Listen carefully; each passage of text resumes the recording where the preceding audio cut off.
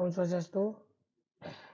Di sini kami kelompok 2 ingin presentasikan proyek kami dalam memenuhi tagihan mata kuliah sistem pakar.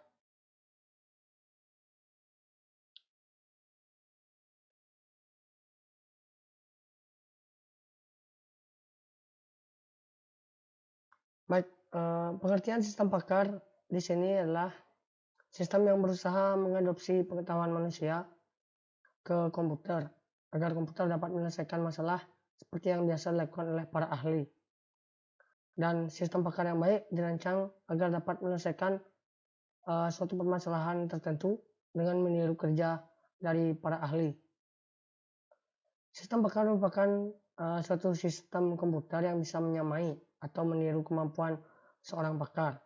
Pakar yang dimaksud di sini adalah orang yang mempunyai keahlian khusus yang dapat menyelesaikan masalah yang tidak dapat diselesaikan orang awam.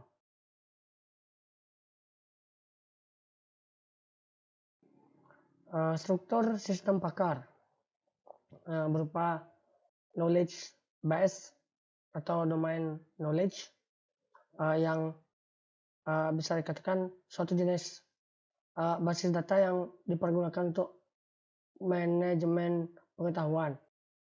Basis data ini menyediakan fasilitas untuk koleksi, organisasi, dan pengambilan pengetahuan terkomputerisasi. Hal terpenting dari suatu basis pengetahuan adalah kualitas informasi yang dikandungnya. Selanjutnya, working memory atau case inferred fact conclusion. Di sini adalah sistem kognitif yang dapat dengan kapasitas terbatas yang dapat menampung informasi sementara. Memori kerja ini penting untuk alasan dan panduan pengambilan keputusan serta perilaku dari sistem pakar. Dan selanjutnya inference engine, yaitu mesin inferensi atau komponen sistem yang menerapkan aturan logis pada basis pengetahuan untuk menyimpulkan informasi baru. Mesin inferensi pertama adalah komponen sistem pakar. Sistem pakar yang khas terdiri dari basis pengetahuan dan mesin inferensi. Di sini dijelaskan menurut Dworkin tahun 1994, komponen utama pada struktur sistem pakar meliputi basis pengetahuan atau knowledge base, mesin inferensi atau inference engine, working memory, dan antarmuka pemakai atau user interface. Basis pengetahuan memiliki bagian yaitu domain knowledge dan working memory. Serta memiliki dua bagian yaitu case dan conclusion. Basis pengetahuan dan working memory keduanya akan diproses di inference engine lalu dan yang diperintah oleh user.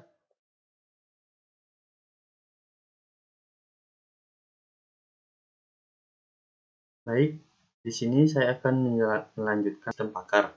Metode sistem pakar yang saya gunakan pada sistem saya adalah forward chaining. Forward chaining adalah pencarian atau penarikan kesimpulan yang berdasarkan pada data atau fakta yang ada menuju ke kesimpulan. Penelusuran dimulai dari fakta yang ada lalu bergerak maju melalui premis-premis untuk menuju ke kesimpulan atau bottom-up reasoning. Forward chaining melakukan pencarian dari suatu masalah kepada solusinya. Jika klausa premis sesuai dengan situasi, maka proses akan memberikan kesimpulan. Dalam forward chaining, aturan-aturan diuji satu demi satu dalam urutan tertentu. Urutan itu mungkin berupa urutan pemasukan aturan ke dalam basis aturan atau juga urutan lain yang ditentukan oleh pemakai. Saat setiap aturan diuji, sistem pakar akan mengevaluasi apakah kondisinya benar atau salah. Jika kondisinya benar, maka aturan itu disimpan, kemudian aturan berikutnya diuji. Proses ini akan berulang sampai seluruh basis aturan teruji dengan berbagai kondisi. Kemudian itu ada tabel gejala dan tabel keputusan. Sebelum kita membuat tabel, kita harus mencari data terlebih dahulu serta penyakit yang akan kita buatkan sistem pakar. Sebagai contoh, di sini kami menggunakan penyakit radang gusi. Yang pertama itu kita membuatkan tabel gejala. Tabel gejala terdiri dari dua kolom, yaitu kolom kode dan kolom gejala. Fungsi dari tabel gejala yaitu untuk mengidentifikasi gejala-gejala yang ada pada penyakit radang gusi. Kemudian kita membuat tabel penyakit, di mana tabel penyakit ini terdiri dari dua kolom, yaitu kolom ID dan kolom penyakit. Fungsi dari tabel penyakit ini yaitu untuk mengidentifikasi satu penyakit dari gejala-gejala yang ada seperti contoh penyakit radang gusi.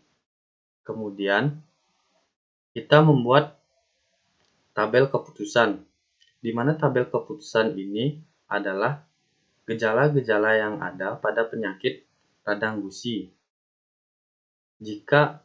Lalu kita menuju ke aturan if bau mulut, N gusi bengkak, merah dan berdarah, N gingival berkaratin, gaung luka, N pembesaran limfoid di kepala, leher atau rahang, N demam, N nyeri gusi, dan radang gusi. Jika sudah tiga hal itu dilakukan, maka kita bisa merelasikan antara tabel keputusan dengan penyakit radang gusi, yaitu gejala-gejala yang ada pada penyakit radang gusi. Ya, sekian dari saya, akan dilanjutkan oleh teman saya. Baik, selanjutnya di sini saya akan melanjutkan presentasi dari kelompok saya, yaitu kelompok 2 dari kelas PTI 6B. Perkenalkan terlebih dahulu, nama saya Putu Dewi Agustini. Di sini saya akan mendemokan sistem pakar yang saya buat, yaitu sistem pakar yang sangat sederhana, yaitu sistem pakar diagnosis penyakit gigi dan mulut menggunakan metode forward chaining. Nah, seperti inilah tampilan awal dari sistem yang saya buat dan teman-teman saya buat, yaitu akan disuguhkan dengan pilihan gejala di halaman awal. Jadi, cara kerja dari sistem ini yaitu jika bau mulut, N gusi bengkak, N gingival berkaratin, N pembesaran limfoid di kepala, leher atau rahang, N demam, N nyeri gusi, dan radang gusi.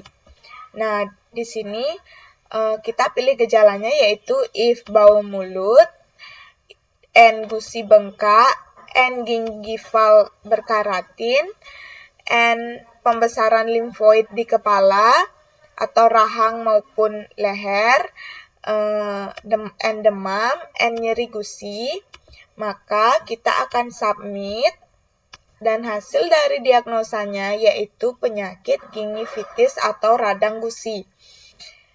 Jadi, inilah hasil dari diagnosis sistem yang saya buat. Sistem yang saya buat ini masih sangat sederhana. Jadi kesimpulannya yaitu kesimpulan yang didapat dari hasil pengamatan yang telah dilakukan, penerapan metode forward chaining dapat membantu dokter dalam melakukan diagnosis penyakit. Aplikasi sistem pakar ini dirancang dengan menggunakan metode forward chaining yang dapat membantu pengguna atau user untuk mendeteksi gejala penyakit mulut dan gigi atau radang gusi yang diderita, disertai dengan memberikan pilihan gejala yang dialami oleh user. Sekian presentasi dari kelompok kami. Jika ada kesalahan maupun sistemnya masih sangat kurang atau masih sangat sederhana, mohon dimaafkan. Kami tutup dengan parame Santi. Om Santi Santi Santi Om.